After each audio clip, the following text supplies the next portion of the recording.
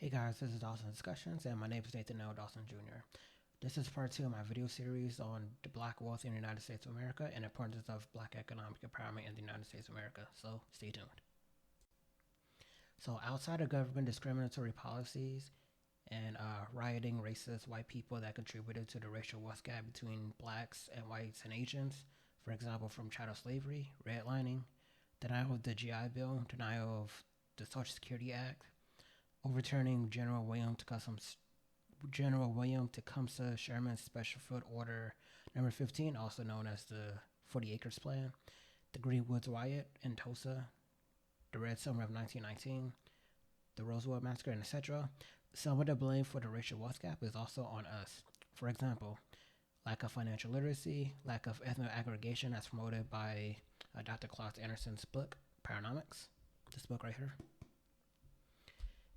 Voting for benign neglect politicians, lack of self-defense of our communities from violence, the pursuit of integration instead of equal protection under law, and other cultural factors. Now, yes, I do firmly believe in achieving an economic empowerment agenda for Native non-Hispanic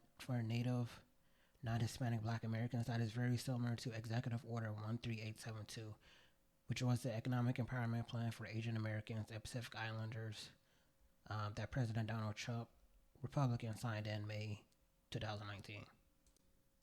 But we need to proactively build wealth through bootstrapping, no pun intended, meaning without external help or working capital because of benign neglect, and then initiate Dr. Claude Anderson's concept of Paranomics. Again, it's this book right here, Paranomics.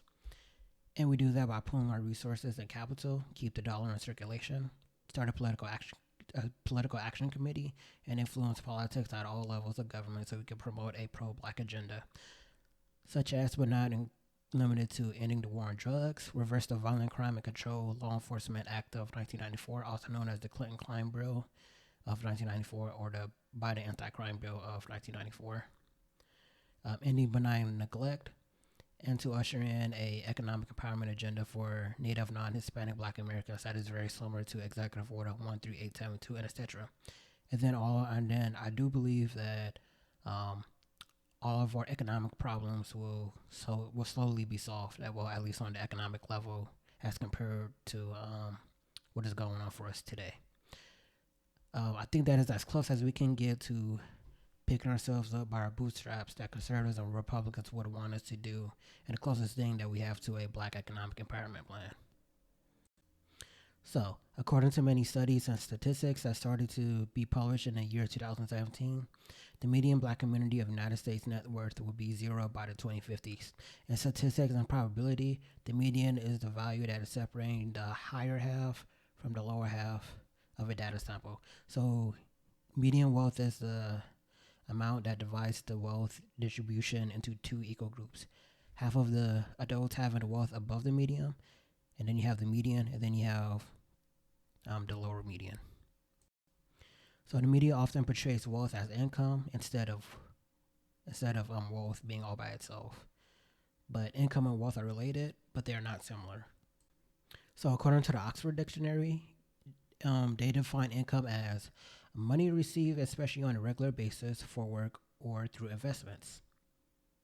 Merriam-Webster defines income as a gain or a recurring benefit, usually measured in money that derives from capital or labor, also the amount of such gain received in a period of time. And dictionary.com defines income as revenue received from goods or services or from other sources as rent or investments, the money or amount of money received from one's employment. So the most used word in the definitions is received. So essentially what I've took away from that is income is the sum of all wages and salaries and other forms of earnings received that an individual is expected to receive in return for his or her services, sales of products, which is usually called profits, or earnings from investments, usually interest payments, rents, dividends, capital gains, royalties within a given period of time. But when it comes to income, there are actually three types of incomes or three ways that income is classified. So one is earned income. Earned income is income gained where you trade your time and energy for money. This is the income that most people are actually familiar with. Essentially, it's wage labor. For example, an accountant who works for a paycheck is earning earned income. Salaries, tips, commissions, which refers to fees paid to brokers and agents in making a sale or closing a deal, are examples of earned income. Earning active income typically carries lower risk. For instance, an individual participating in an activity to earn income, they are not risking capital to try and earn that income. Earning active income is also more predictable. Earning an active income can limit earning potential because there are only so many hours and so much energy you have in a day that an individual can actually work, which limits the amount of income that individual can earn. People who earn income through a job, either as an employee or a sole proprietor, lose roughly up to 50% of their money through taxes, depending on their income bracket. Earned income is the most highly taxed of all three types of income. The second type of income is called portfolio income. Essentially, income derived from the financial markets and or a capital gain. So, dividends from securities, interest from bonds, or capital gains from flipping a real estate property or flipping a stock, at least what Robert T. Kiyosaki calls it, but trading stocks or mutual funds, derivatives like options and futures, foreign currency, and changing cryptocurrency and selling at a higher price. There is a particular tax called capital gains tax. So if you buy an asset and then you sell it under a year, then it's taxed at your regular income. But it's only taxed up to 20% depending on your tax bracket. And if you hold on to that asset for at least 1 year and 1 day, and then you sell it, and then they'll tax you up to 20%. But it all depends on your tax bracket. And the third and most lucrative type of income is called passive income. The IRS defines it as it comes from a rental activity or trade or business activities in which you yourself do not materially participate. Usually cash flow from property income, such as real estate, or business with the appropriate structure, as in a limited liability corporation or a LLC or a subchapter S corporation, or probably a C corporation or LLP, which is a limited liability partnership, and in some cases, some royalties. I don't want to bore you too much with the details, but it's worth noting that the government provides benefits for those who create jobs through businesses and housing through real estate. The more jobs there are more workers there will be in order to fill those jobs. The more people are out working, the more taxes that can actually be collected. And those are your three classifications of income. Now, the 7 subclassifications of income. One is earned income, just like how I said a few moments ago. Earned income is just essentially wage labor, the most taxed form of income. The second is profit income that you earn from selling something for more than it costs you to make. For example, businesses selling their goods and services at a profit, whether at a retail or a wholesale level, as a distributor or a manufacturer. So you have to be a business owner in order to earn profits like that, or an entrepreneur of some sort. You need to make huge investments, or you can start a business for the profit with small investments too. But this will also take away a lot of your time, at least in initial stages, until you learn how to manage it well and then be able to turn it off on its own. And of course, entrepreneurship is a different kind of mindset and risk-taking capability. All entrepreneurship is actually the extraction of value and innovation, and then you present it to the market. That's all what entrepreneurship is all about. So most people who are in a job are used to earn income. If sometimes some people didn't want to move to that category at some stage of their career or life, but they find it very difficult to make that move, primarily because the lack of internal fortitude to actually take on some additional risk. More often, this lack of courage is justified because of family constraints and needs. The third one is interest income. Income you get as a result of lending your money to someone, an entity, or an organization for them to use. For example, you put it into a bank, lend it to the government, or through a business entity.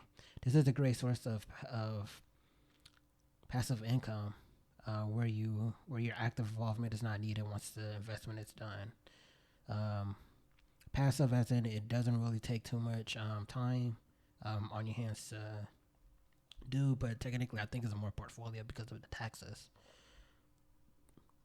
Many doubt the seriousness of wealth through interest income, but in combination with the power of compounding, which I'm going to talk about soon, which is probably going to blow your mind, and the fact that this is a true portfolio type of income with at least amount of risk. This can be any of the first two sources of income generation, hands down, if you know how to compound.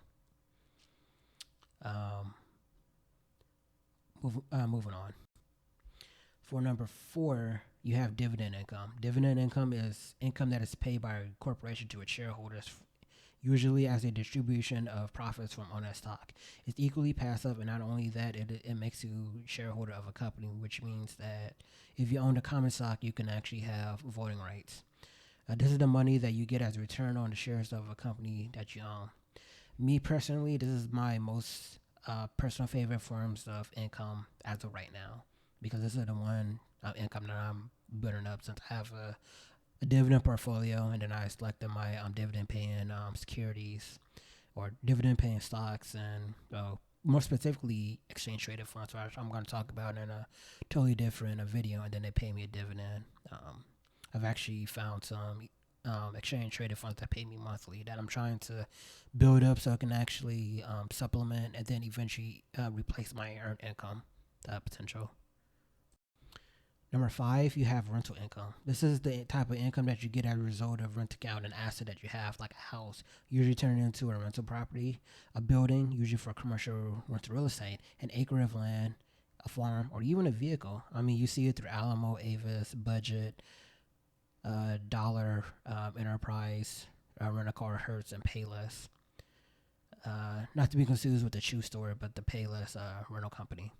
One of the biggest drawbacks for real estate is like houses, office spaces, that the amount of money required to create such an asset, which can generate regular rental income. Since the money required is huge, you might not be able to create as many assets that soon unless you have another source of income. The other big drawback of rental income, at least owning real estate, is that it's very illiquid. It is difficult to liquefy this asset for cash quickly in times of need or when you need to move or balance your portfolio mix. For number 6, you have capital gains income. This is the money that you get as a result of an increase in value of an asset that you own. For example, if you buy shares at $10 and then you sell it at $11, the $1 is your capital gains. Or if you buy a house for $200,000 and you sell it for $220,000, the $20,000 is your capital gains. Tax at your regular income if sold under or at 1 calendar year, but up to the 20% if you sold it at 1 year and a day. Now with 20%, it kind of depends on your tax bracket. I think I've seen some which is 0, I think 12, but the highest is 20%. Me personally, this is my second least favorite income of the 7. Reason being because time to market, which I don't trade stocks and I don't really plan on becoming a fix and flipper and trying to sell something at capital gains. And lastly, number 7, you have royalty income. Royalty income is the money that you get as a result of letting someone use your products, ideas, or processes. This is called your intellectual property. They make all the revenues, they do all the hard work, and then you get a small percentage of whatever they earn. Like, say for instance, I think Microsoft, they earn royalties from computer manufacturers like HP and Dell, as well as smartphone manufacturers like Samsung. These manufacturers use Microsoft software products, including Windows and operating systems. And that's how you have, and those are the 7 income streams that you know about, or that I'm sharing with you. So I think the Brookings Institute and the New York Times report that black workers' wages are finally rising in 2019 and 2020, respectively. Though our income is rising, at the same time our wealth is stagnating or falling. Now, The definition of wealth is Oxford Dictionary says wealth is defined as an abundance of valuable possessions or money. Dictionary.com defines wealth as a great quantity or store of money, valuable possessions, property, or other riches. They also further define it as all things that have a monetary or exchange value, and also define it one more time as anything that has utility and is capable of being appropriated or exchanged. And lastly, Merriam-Webster defines wealth as an abundance of valuable material possessions or resources. And the most used word in the definitions are valuable possessions. And those valuable possessions and finances are called assets. So assets, at least what I defined it, is any resource legally owned by a household that provides portfolio or passive income for that household.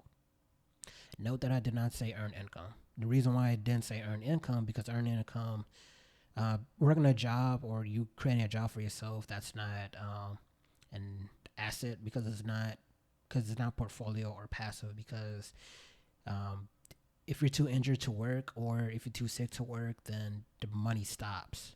But if you have an asset, the asset is just going to keep giving you money whether you work or not, or whether you just want to sleep in, or if you're too injured to work, or if you're too sick to work.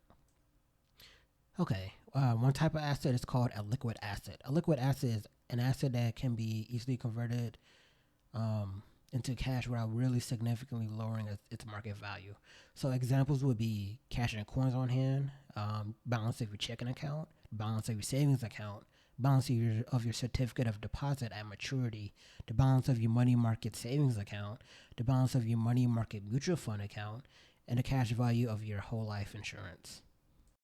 Number 2, you have your investment assets. These are convertible to cash in the short or long term. Most assets that I know of, there are usually investment assets.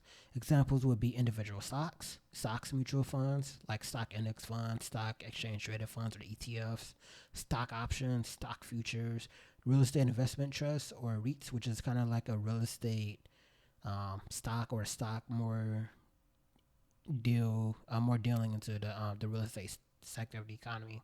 You have your corporate bonds, your municipal bonds, your treasury bills, your treasury notes, your treasury bonds, your U.S. savings bonds, your treasury inflation protected securities or your TIPS, bond funds like your bond index funds and your bond ETFs, bond options, bond futures, high yield bonds, also called junk bonds because they're very high yielding, peer-to-peer lending notes, the balance of your employer-sponsored retirement contribution plan. You probably know as your 401k in the corporate world. 457, which is, I think, state governments and city governments, I think. 403b, which is, I think, teachers. And TSP, which is the U.S. federal government employee and the military. That's the retirement plan that I have. And all other employee-sponsored retirement contribution plans for retirement. You also have the balance of your health savings account, which is an SAA, which is, if you know of a 401k, but it's kind of a tax advantage account where instead of it funding for your retirement, it actually funds for your health costs. You also have the balance of your individual retirement accounts or IRAs. You have your regular IRAs, your Roth IRAs, your Simplified Employee Pension Individual Retirement Arrangement, SEP IRAs. You also have your simple IRAs, and then you have your more advanced self-directed IRAs. Also, you have the balance of your college funds, like the 529 plans. Again, very similar to a 401k as in the tax efficiency, but instead of it paying for your retirement, it actually pays for like your child's college costs, because we have this whole entire student loan crisis, but instead of taking out student loans and then it's kind of hard for you to pay it back, you just use like your 529 plan.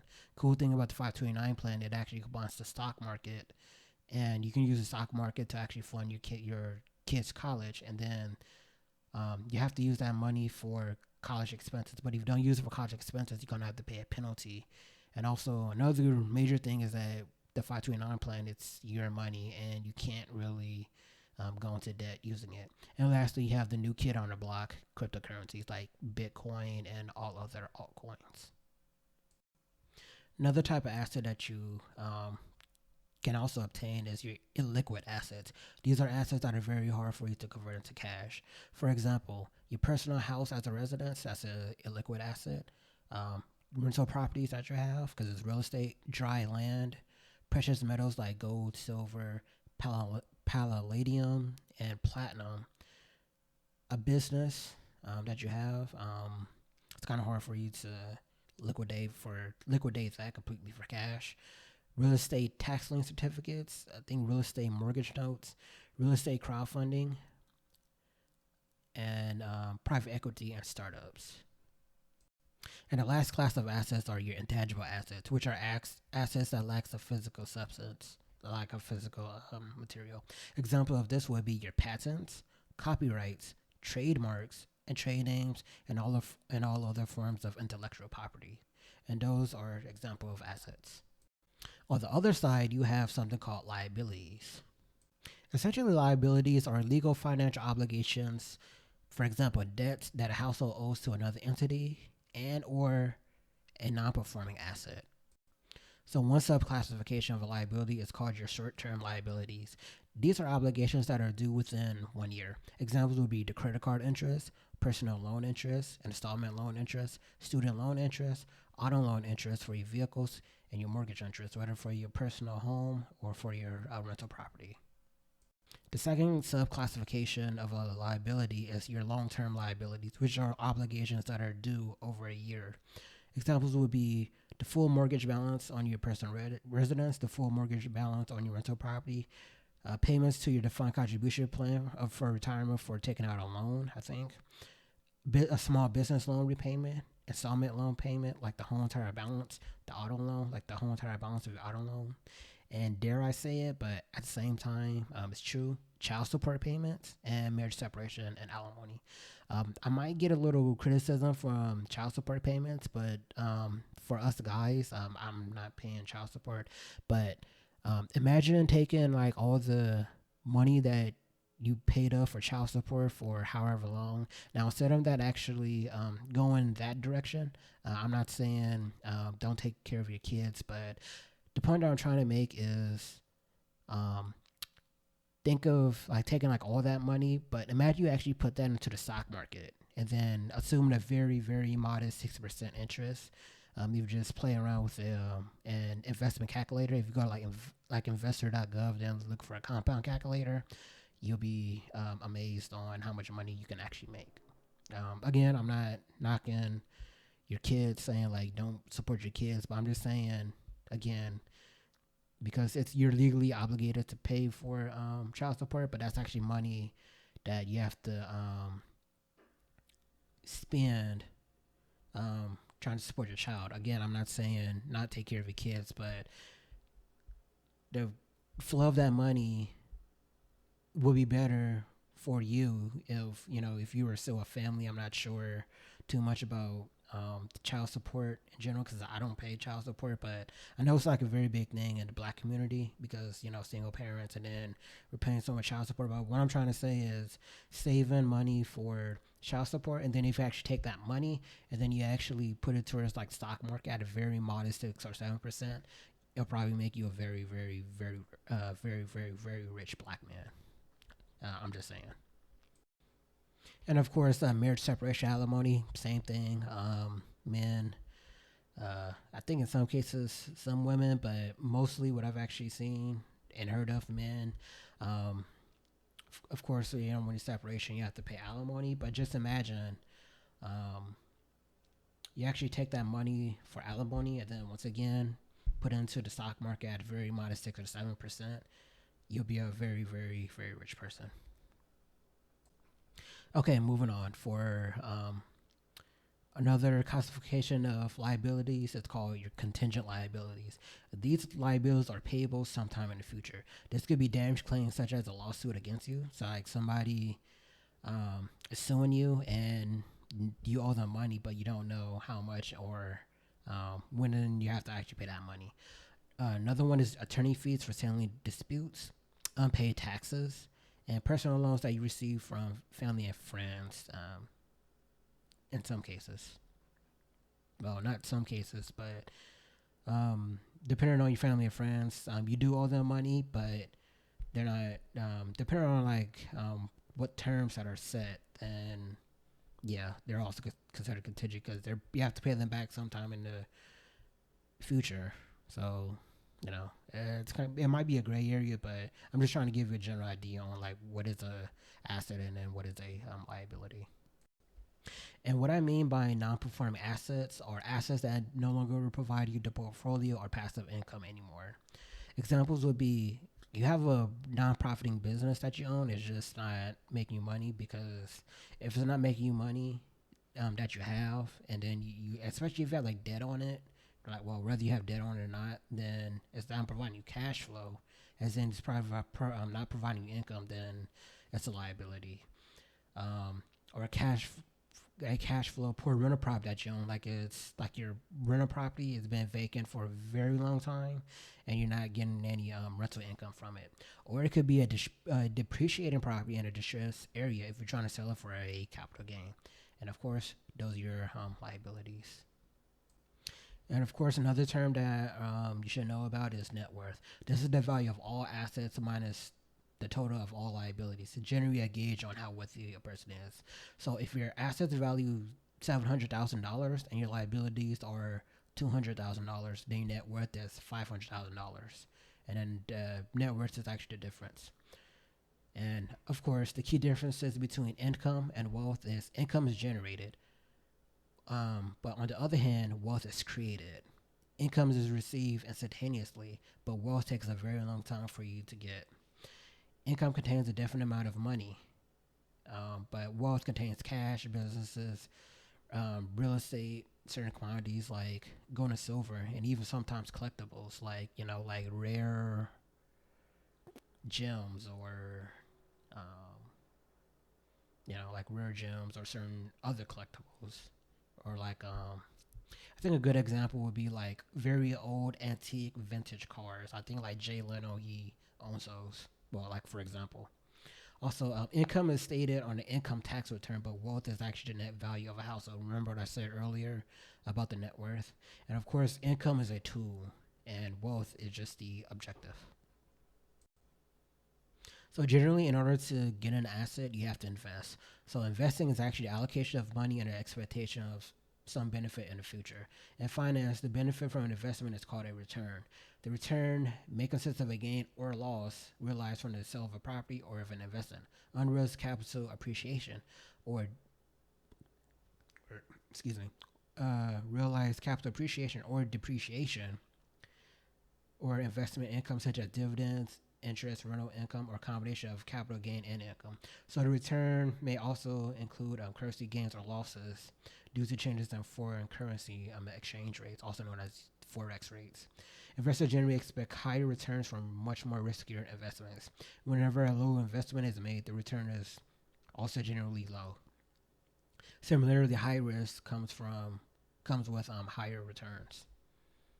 So if you're a novice investor, then you're often advised to adopt a particular strategy and to diversify your portfolio.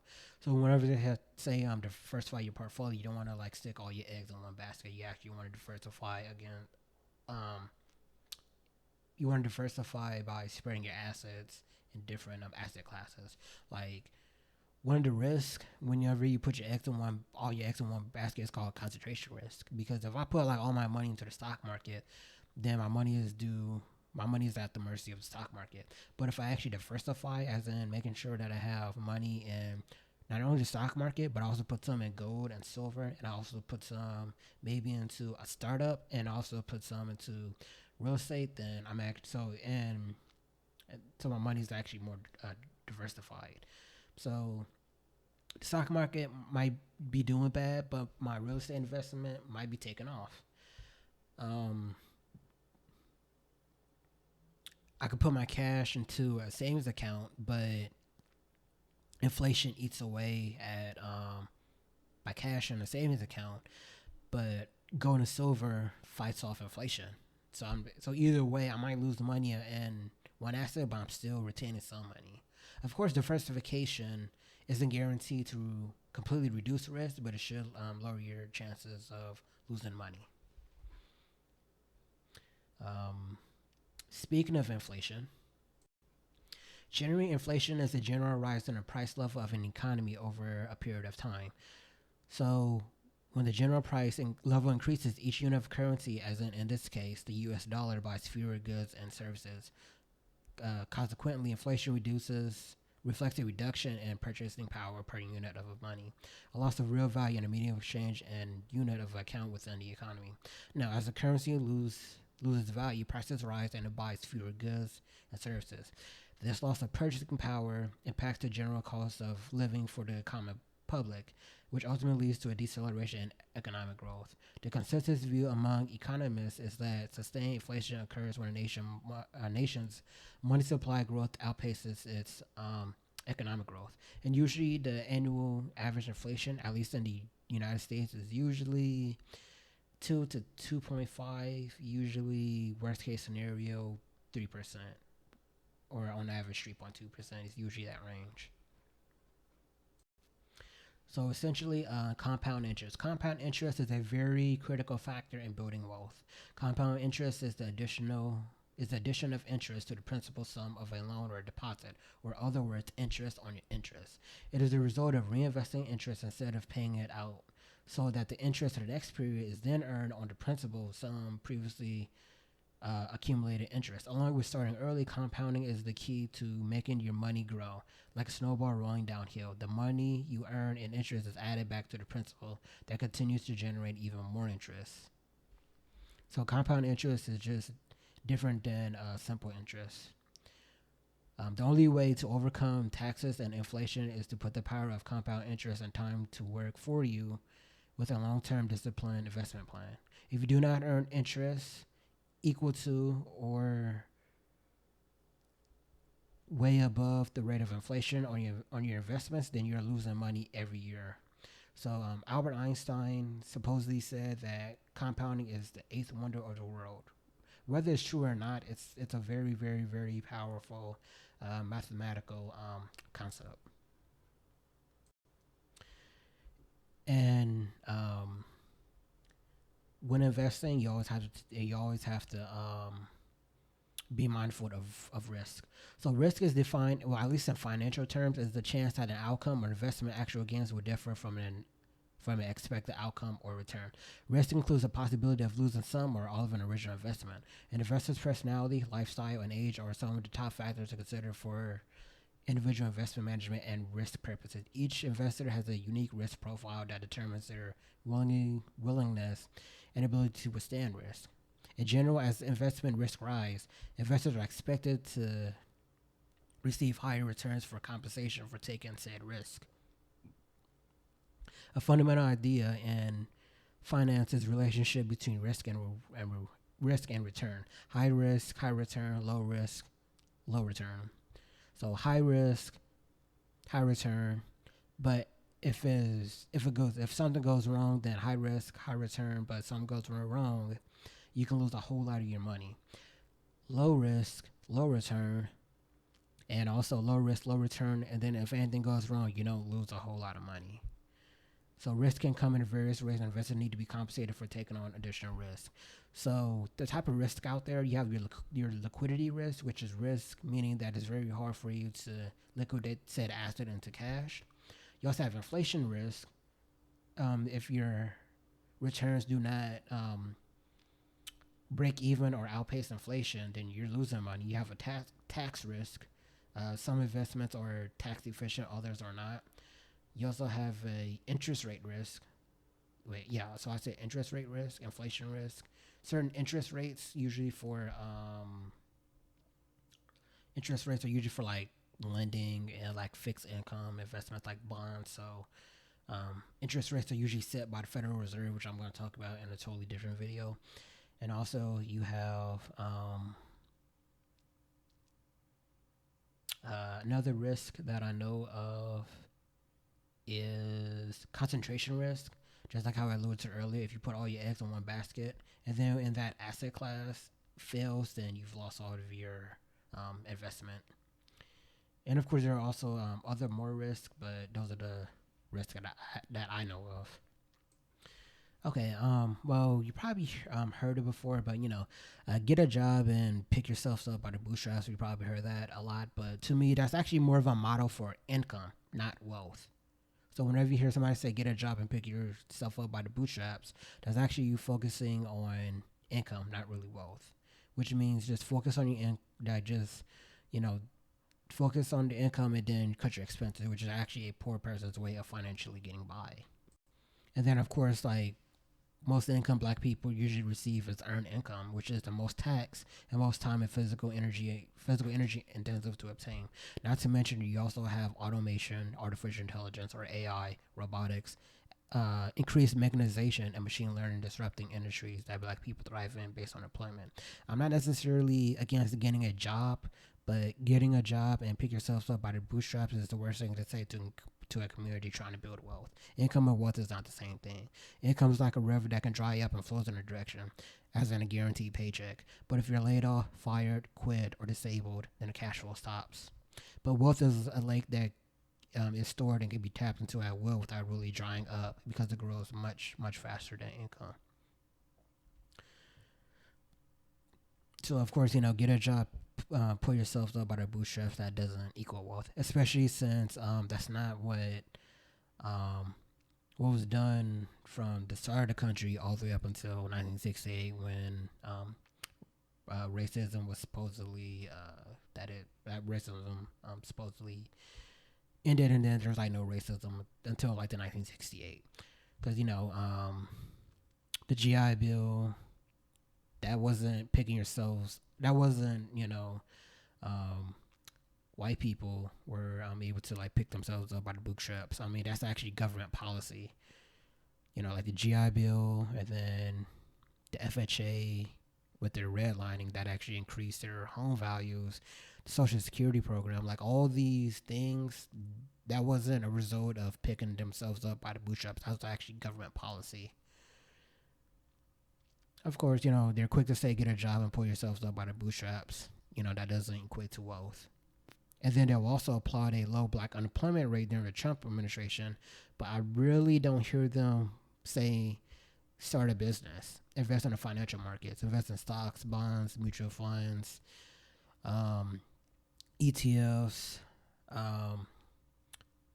index funds, trade on the forex, get into cryptocurrency or trade options, trade futures. I don't really hear them say that, but they always keep saying get a job, stop asking for a handout, and fix your credit. Like these vague things. Like I've always heard them say that, but I don't really hear them say start a business, invest in the markets, buy some real estate, be a landlord, invest in gold, silver, oil, and crops. I don't really hear them say that. They always keep saying just work on your mind, and then that's it. I mean, yeah, mindset is key, but mindset is kind of useless when you don't have action. Like, even though you do have the mindset, but like, okay, I do have the mindset, I do believe in myself, what do I need to do? And then if they keep saying like get a job, then they're just going to work until the rest of their lives. And also there's a book out there called Millionaire Fastlane by MJ DeMarco. Yeah, Millionaire Fastlane, Crack the Code to Wealth. He actually found that there were actually like three types of people: slow lane, sidewalk. Yeah, so sidewalkers, slow laners, and fast laners. Sidewalkers, I think he said that leads to I forgot what he said, but sidewalkers, that's like usually like the poor people chasing jobs, relying on politicians to fix everything for them. And also he also said also relying on the lottery. Then you have the slow laners, and then the slow laners, the middle class, just work at a very good job, CEO. I mean, not work at a job. Work for a Fortune 500 and hope you make your way up to CEO or at least be in the C-suite. Like CFO, COO, like that. and then just rely on your 401k, and then just hope that you retire. But like most of us deep down, we, especially black people, we really don't want to wait that long in order to uh, retire. And then of course you have the fast lane, which is the fast laner, which means you rely on businesses and not only investments in the stock market, but also real estate and then all other investments. Okay. Speaking of, there's also 10 pillars of wealth. The 10 pillars, 10 pillars that I've actually found out after my research once I started my financial education, which I'm actually going to talk about more in the upcoming videos. So, one, you have budgeting. Two, you have entrepreneurship and business ownership. Three, you have personal credit management and proper debt utilization. Four, you have consumer awareness, which is the act of making sure that the buyer or consumer is aware of the information about products, goods, and services and consumer rights. Five is understanding the tax code because, well, taxes, in my opinion, taxes are a form of wealth killer. The tax code is actually favored towards businesses and investors, so you have to take advantage of the tax code in order to grow your wealth. Number six, estate planning, life insurance, wills, and trusts. Seven, miscellaneous insurance, asset protection, and countermeasures. Like for example, we have car insurance, but yeah, so we have car insurance. You also have health insurance, which you also want to make sure you have like your property insurance and other insurances. Like if you live in like an earthquake area, you probably might need earthquake insurance, and if you live in a flooding area, you need flood insurance. Insurance is actually supposed to be a protection against loss of income. I probably got the definition wrong, but insurance is supposed to be more of a protection.